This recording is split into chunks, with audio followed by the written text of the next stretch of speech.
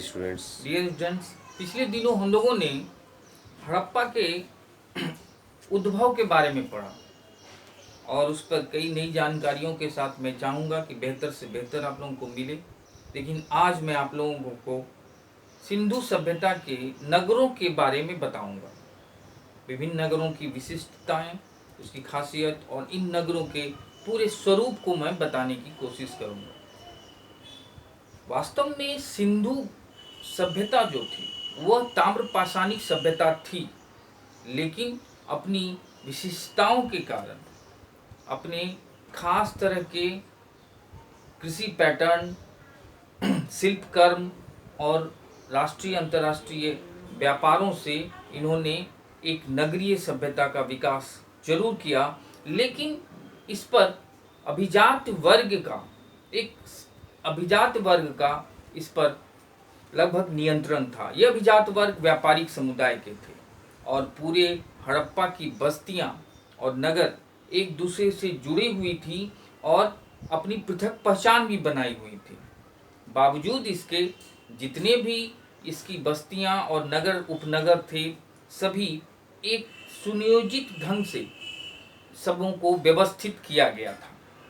इस कारण से हड़प्पा के अभिजात वर्ग अपनी ज़रूरतों के हिसाब से इन्होंने नगरों को बसाया, जैसे सुतकांगेडोर हो या सुर्तघई हो। सुर्तघई लाजवर्त के लिए, सुतकांगेडोर एक विश्राम स्थल के लिए जो मेसोपोटामिया के व्यापार के बीच का स्थल था। दूसरी ओर मांडा भी बसाया गया था। ये औपनिवेशिक बस्तियां थी। मांडा से इमारती लकड़ियां आती थी। उसी तरह से बालाकोट हो, नागेश्वर हो, ये बस्तियां बसाई गई थी ताकि वहां से हम संसाधनों को केंद्रीय नगरों की ओर लाया जा सके। इसके बावजूद यहाँ हड़प्पा में कई ऐसे नगर उपनगर थे। साधारण तौर पर यहाँ नगरों का विस्तार लगभग 13 लाख वर्ग किलोमीटर में फैला हुआ था। ये हड़प्पा सभ्यता 13 लाख वर्ग किलोमीटर में फैला हुआ, जिसमें 8 प्रमुख नगर थे। बाकी जो थे वो 20 लगभग उपनगर थे और 44 गांव ग्रामीण बस्तियां थीं। ये सभी एक तार से जुड़े हुए थे, क्योंकि सभी जगहों से हमें ईंटों के आकार, पैमाने और मुहरे लगभग सभी जगहों से मिले हैं। लेकिन इन 8 नगरों का अपना अपना विशिष्ट स्वभाव था। ये नगर जुड़े हुए थे, लेकिन आपस में ये पृथक भी थे। इन 8 नगरों को हम जब देखेंगे तो ये लगभग 10 हेक्टेयर से लेके 50 हेक्टेयर तक फैले हुए थे। वहीं मझौले आकार की जो बस्तियां थीं वो 5 से 10 हेक्टेयर में फैली हुई थी, और जो छोटी ग्रामीण बस्तियां लगभग 44 मिली हैं, उनमें से हम देख रहे हैं कि वो 1 से 5 हेक्टेयर तक फैली थी।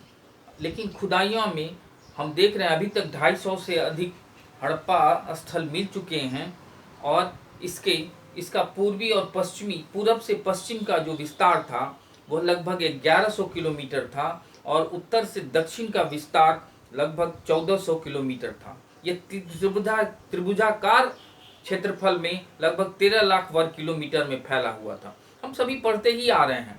उत्तरी छोर पे मांडा, दक्षिणी छोर पर दैमाबाद, पूरब में आलमगीरपुर और पश्चिम में सुतकांगेडोर। यह विशाल था। सभी के बारे में कौन कौन से कहाँ किन किन नदियों के किनारे बसे थे, इसमें हम देख रहे हैं कि आलमगीरपुर हिंडन नदी के किनारे, दैमाबाद प्रवरा नदी के किनारे, और उधर सुतकांगेडोर जो था वो दस्क नदी के किनारे, और मांडा जो था यह चिनाब नदी के किनारे था।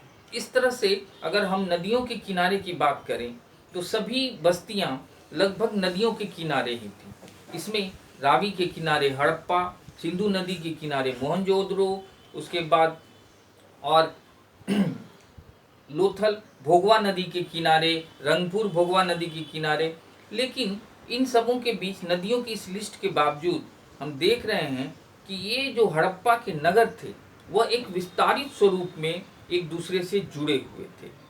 औपनिवेशिक बस्तियां थी, उपनगरीय व्यवस्था थी, लेकिन इन सबों के बीच हम यह भी देख रहे हैं कि ये नगर प्लान्ड वे में बसाए गए थे। ग्रामीण बस्तियां जब अपने संसाधनों के अधिशेष से विकसित हो रही थी, तो यही ग्रामीण बस्तियां का अभिजात वर्ग नए जगह पे व्यापक प्लान्ड वे में नगरों को पहले बसाया गया, वहाँ नगर पहले बसाए गए, फिर जाके उसमें निवासियों को वो उसमें जाकर बसे।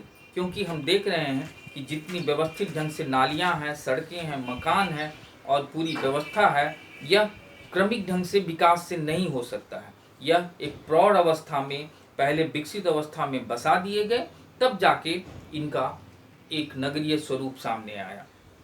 इसमें हम नक्शे से देख रहे हैं कि मांडा यहाँ सबसे ऊपर दूरी पे, दैमाबाद सबसे दक्षिण में, आलमगीरपुर और सुतकांगेडोर, कालीबंगा और बनावली भी दो महत्वपूर्ण नगर थे जो लुप्त सरस्वती नदी के किनारे बसे हुए थे। जो सरस्वती नदी बाद में लुप्त हो गई, यह इसी नदी के किनारे बसे हुए थे। मोहनजोदड़ो सिंधु नदी के किनारे, हड़प्पा जो है वो रावी, और ये सभी बस्तियां एक व्यवस्थित नदी तंत्र से जुड़ी हुई थी। ये सिंधु और उसकी सहायक नदियों से जुड़े होने के कारण हम इस पूरी व्यवस्था को सिंधु नदी घाटी सभ्यता कहते हैं। हड़प्पा के इन विभिन्न स्थलों में जो सबसे बड़ा स्थल, हड़प्पा के नगरों में हम सबसे बड़ा स्थल जो था वह देख रहे हैं मोहनजोदड़ो था। उसके बाद ये गनेड़ी वाला, और तीसरे में हम देख रहे हैं कि हड़प्पा के नगर, चौथे में हम देख रहे हैं भारत में धौलावीरा। उसके बाद 5वें नंबर पे हम देख रहे हैं कि राखीगढ़ी था। कुल मिला के सबों में सबसे बड़ा मोहनजोदड़ो का स्थल क्षेत्रफल की दृष्टि से था, जो पाकिस्तान में है।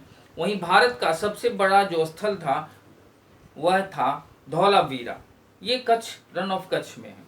इन सबों के बीच हम हड़प्पा के नगर के बारे में पढ़ेंगे, हड़प्पा के नगर और उसकी विशिष्टताएं। वैसे इस नगर का पहले निर्माण किया गया, तब जाके यहाँ आके लोग बसाए गए।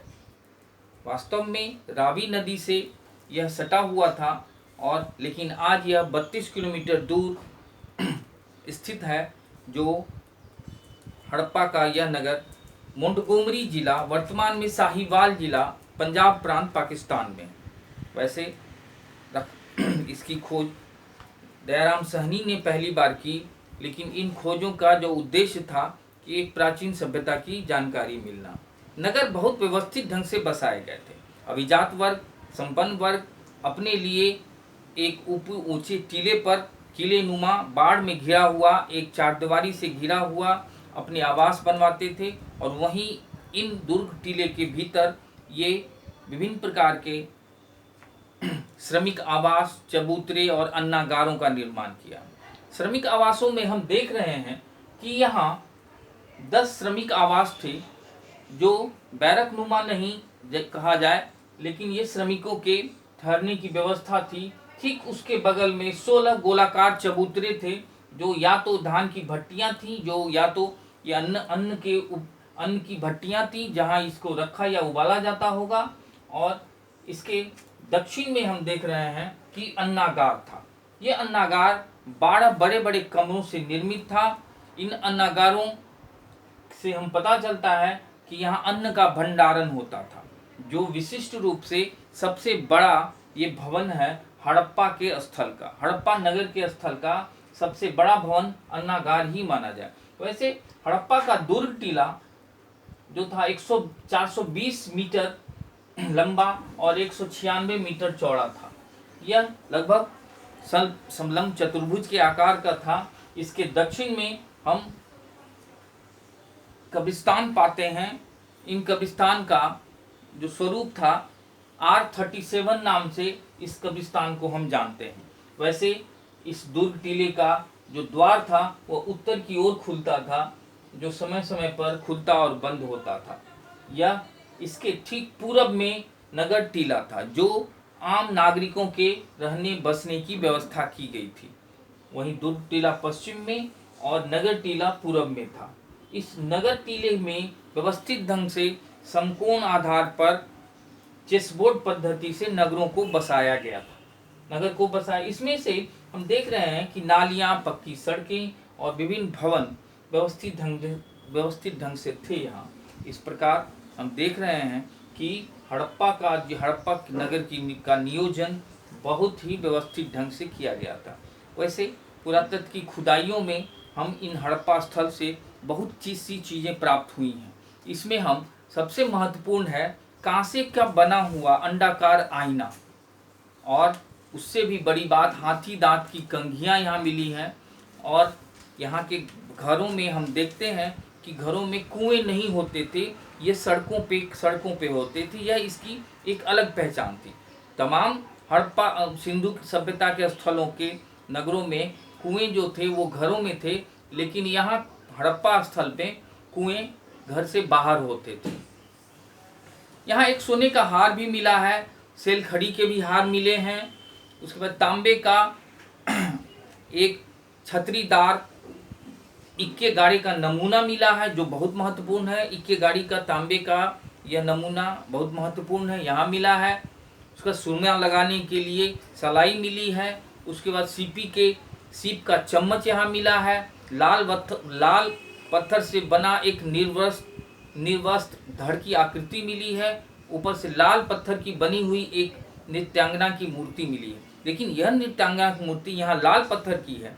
वहीं मोहनजोदड़ो से मिली वह कांसे की नर्तकी की मूर्ति, वो कांसे की बनी हुई, इसलिए हम यहाँ कंफ्यूज नहीं करेंगे।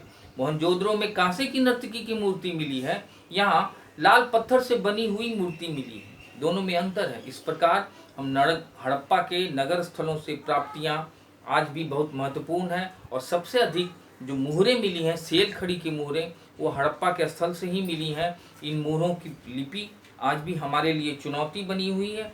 जिस दिन हम हड़प्पा की ये मुहरें और इसकी लिपियां पढ़ी जा सकेंगी, तभी हम इसके बारे में हम कुछ स्पष्ट रूप से कह सकते हैं।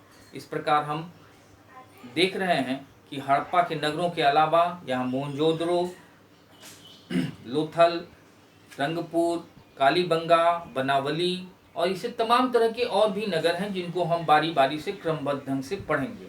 लेकिन हमें एक बात आपको कहना होगा कि मैं जो यहाँ विस्तार पूर्वक और अन्य वन लाइनर से दूसरी चीज़ें बताने की कोशिश कर रहा हूँ, इसके पीछे कारण है कि आज बहुत कॉम्पिटिटिव युग में हमें बेहतर जानना होगा, अधिक से अधिक जानना होगा, ताकि कोई चूक नहीं हो, कहीं एक भी सवाल छूटे नहीं। इसलिए मैं आप लोगों को क्रमशः बेहतर और बेहतर चीज़ें देता रहूँगा। आप इसे पढ़ें, बार बार सुनें और इसको सुनने के बाद इसको समझने की कोशिश करें। और नहीं समझ में आए या कुछ भी तो हमसे पुनः आप सवाल पूछ सकते हैं इनबॉक्स में जाकर। साथ साथ आपको इस सभी चीज़ों का PDF फॉर्म में लिंक इससे जुड़ा हुआ मिलेगा। आप अगर इससे जुड़े हुए चीज़ों को जहां आप उतारने में जहां दिक्कत होती है, आप उस लिंक से जुड़कर इसके तमाम चीज़ों को बड़े आसानी से उतार सकते हैं और उसे याद रख सकते हैं। और आपके सवालों का मैं इंतज़ार करूंगा और देखें, आगे आपको बेहतर पढ़ाने की कोशिश करूंगा।